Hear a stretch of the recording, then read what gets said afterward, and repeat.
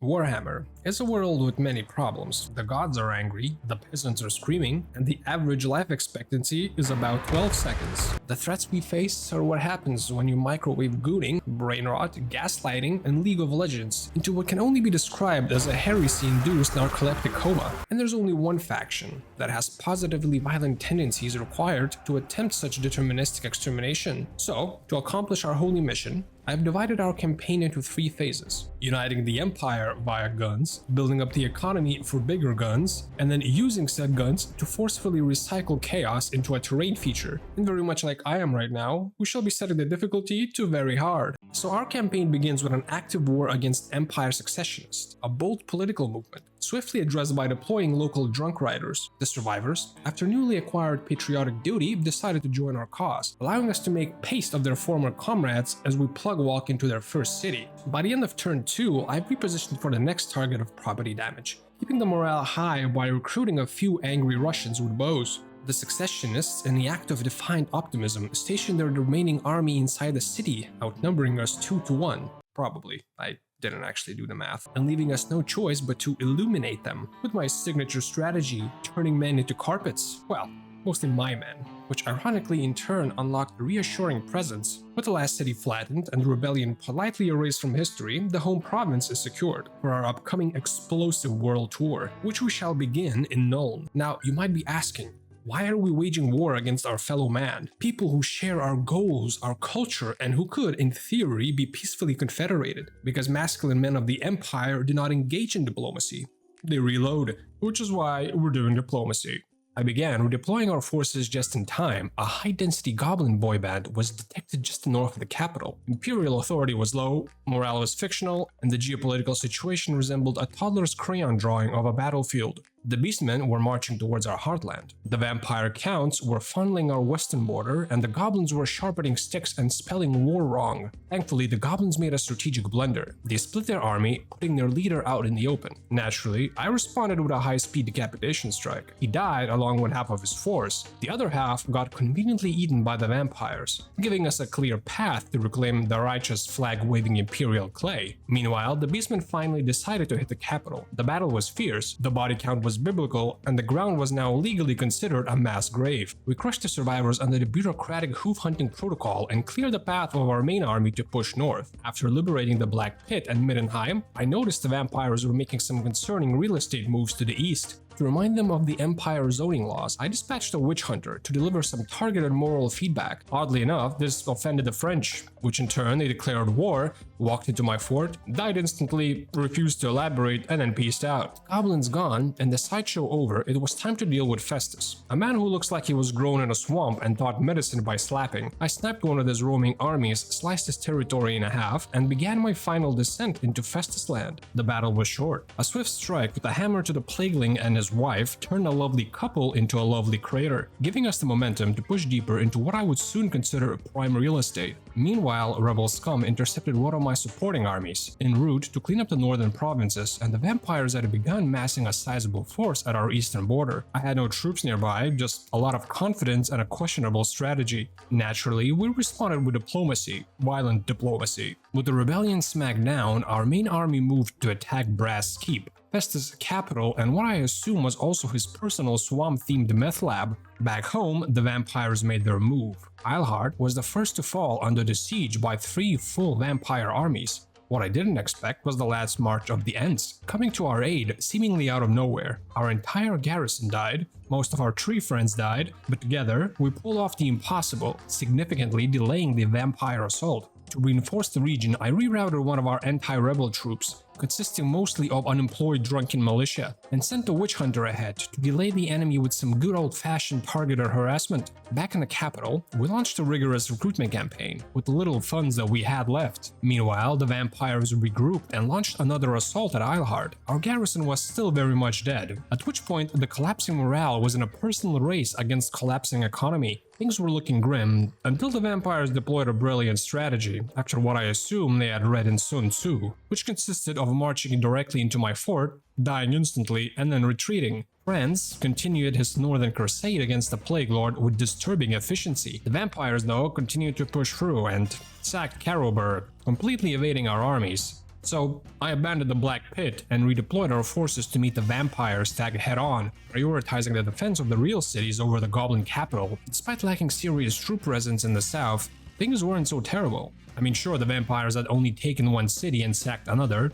The Emperor's northern campaign ended with Festus being wiped off the map, allowing us to still focus entirely to retaking the east. Our central territories were still a little shaky, so we focused on defensive operations while mobilizing the northern army. To stabilize things, the Emperor enacted a decree to unify with Nuln, which brought in fresh troops and catastrophic debt. So naturally, France pivoted from the Emperor to a master trader and real estate agent, cutting deals, selling backwater scraps of the Empire, and turning our economy into what I'm pretty sure is considered functional gambling.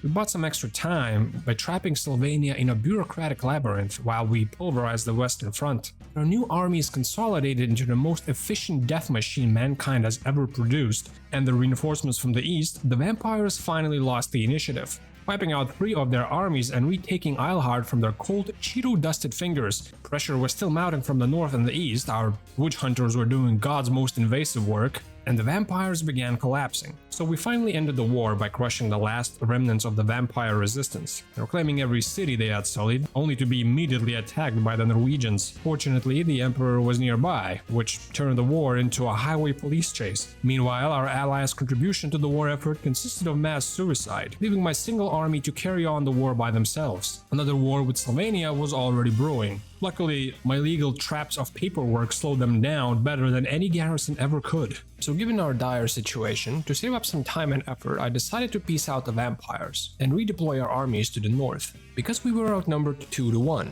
and the conflict was beginning to escalate. And by that, of course, I mean our men were being turned into fine paste. To avoid another stab in the back, I've preemptively stabbed Sylvania and blitzed for their initial settlements and secured a defensive position. From here, we have 2 full armies dedicated to marching towards the east and containing the vampire threat. We saw a high concentration of troops taking defensive positions around the fortified mountain pass, allowing us to slowly encroach on their positions city by city. Meanwhile, after the victory against 2 northern armies, the Emperor launched an assault across the sea towards the Bay of Blades, finally taking the fight to the enemy lands. As we were getting closer to Sylvania's mainland, they decided to pull back their main armies to the capital, whilst we were consolidating our troops, allowing us to divide and conquer. Although I'm not sure we can call this a battle, because it mostly consisted of us liberating their body parts from their torso. After cleaning up the remnants of their armies and liberating 2 more settlements, we were in a position to strike their capital. But it contained more skeletons than an EDA meeting, so we liberated the remaining cities, cutting Sylvania off from the outside world, hoping to force them out of position into open terrain, where our troops had a better chance, which, as usual, turned into a survival of the fittest. With the majority of their forces, along with ours, dead, we made the final move of Decapitation and ended their terror once and for all. With the vampire conflict now resolved, it was time to shift our focus towards the north, where the vast enemy forces made their move towards our foothold. The Emperor, seeing the opportunity against an exhausted enemy, made the preemptive strike, descending upon the Northerners with a hammer of war crimes, slogging for a bloody battle with many dead on both sides, but ultimately securing the victory and falling back to the bay, regroup and reinforce his army before moving it to attack the next target. Whilst Kislev was engaging the Warriors of Chaos, I brokered an alliance with them, as well as the local Dwarven faction, keeping our flanks safe while we wage unrestricted warfare. Since our lands were thin and the enemy seemed endless, I reinforced the crusade with additional troops, which quickly turned into another wild hunt. Since we can only get reinforcements in friendly territories, I had no choice but to shoot the Swedish. Sorry, but Daddy Franz needs his guns. Now, we can also liberate the rightful imperial territories that were previously stolen and recruit the local British for our campaign. With our front solidified, it was time to push deeper into the enemy lines before they could recuperate. To maintain order in our occupied lands, we'll deploy a secret weapon: alcoholism, because nothing keeps the rebels down as much as unplanned parenthood. The rest of the campaign will be spent slowly taking settlements, with little to no opposition, moving from town to town, and spreading low-effort conflict into further territories, at which point we secured both short and long campaign victories in the same turn. To further our economic growth, I peddled off a few more settlements. I got through various random skirmishes or whilst putting down rebellions against lesser factions. At this point, we were about 70 turns in. Most of the north was secured and the enemy factions were slowly dying, which triggered the endgame crisis, OSHA violations. In 10 mere turns, we will have to face dwarves on steroids and their Second Amendment. So, to secure our continent, we declared an extermination of all chaos and the Skaven. Because why not? The Northerners put up one final battle against the Emperor, lacking any sort of cohesion and charging our line of artillery and guns head on. Our troops held the line, and just as the battle was reaching its zenith, the Emperor's finest charged, routing the enemy from the rear, completely annihilating their morale and sealing the final victory in this war. As the last settlement in the island was liberated and survivors eliminated, the Chaos armies went on a cruise around the island, waving at us while refusing to attack. The rats in the south left their settlement open for sacking and razing, and the final stronghold of Chaos was put under the siege by the Emperor's future baby mama, which, thanks to some cheesy tactics, was racking up some impressive victories of her own. Speaking of, the Emperor was not wasting any time. He decided to launch another landing against the decadent host, while we reinforced the island with an additional army and eliminated 2 of theirs. From here, we will use this foothold to ferry in more troops whilst cleaning up the remaining enemy forces, both in Chaos Island and the nearby fjord, as well as launch all future operations into the most vile and corrupted land on the planet. Our crusade was starting to intensify. The Chaos Dwarfs awoke and launched an incursions into our lands using these magical tunnel thingy-majingies, and I'm not saying I forgot about it, but we had no troops defending our homeland. So, in response, I started conscripting a new battalion. While they go around burning our settlements and forcing our unsuspecting civilians into free labor, I had to turn our anti-Skaven army back around to mitigate some of the destruction. A lot of things were happening at once, so let me break each theater down in more detail, as it's only going to keep growing in scale. In the north, we have the Emperor, who just launched an invasion against Chaos, securing the landing zone whilst our second army was pushing into enemy lands. The third army is on its way to adjacent settlement in the west to solidify our position and start getting supplies, warrior priests and mages to support our offensive operations without taking damage from Chaos corruption. The fourth army in the rear was holding a passage, making sure we don't get flanked from the east, whilst also preparing to launch another landing. The fifth army was garrisoned on the island, waiting to intercept any potential threats that might have crept behind the fog of war. The sixth army was en route to defend the homeland against Chaos Dwarf invasion, whilst the seventh was still recruiting units in the capital. The eighth army in the far south was defending our fortified position against numerous Skaven incursions that attempted to infiltrate our lands, and last but not least, our ninth army was preparing to attack the Chaos Dwarf mainland, who were seemingly already preoccupied. As the 9th Army torched the first Chaos Dwarf settlement, we carved out a foothold in the region for reinforcements. In response, their army tried to keep their own streak of arson in our lands. That is, until the 6th arrived and turned their party into a funeral. The Emperor, now linked with the 2nd Army, dug in around the settlement like a tax collector around overdue rent, while the 3rd Army executed a landing behind enemy lines. With nowhere left to run, the enemy charged our 1st Army, entrenched with enough artillery to qualify as a UNESCO hazard zone, and rocket batteries that treat crowd control like a personality trait. With support from the 2nd, the result was less of a battle and more of a public execution. After, the 2nd marched back into the city to recuperate, whilst the Emperor personally hunted down the routing survivors. 3rd advanced further inland, scooping up settlements like they were on steam sale. At sea, the 5th Army logged down the waters, intercepting and destroying every fleet that attempted to cross. Among them was the enemy's faction leader turned target practice for our gunners. The 9th was soon reinforced by the 6th and the 7th, using the same infernal tunnels the Chaos Dwarf used to invade our lands, repurposed into our delivery system for genocide.